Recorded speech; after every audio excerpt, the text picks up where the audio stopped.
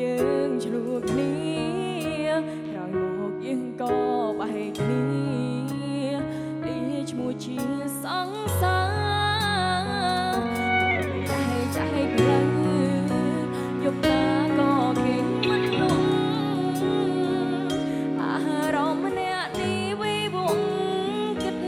ដល់រៀមរាលួចចូលមើលប្រូហ្វាល់បងក៏មិនមានអ្នកណាបើសិនអូនសុំសាផ្សាវិញតើបានទេយើងត្រូវគ្នាវិញបានទេចាប់ផ្ដើមជាថ្មីបានទេ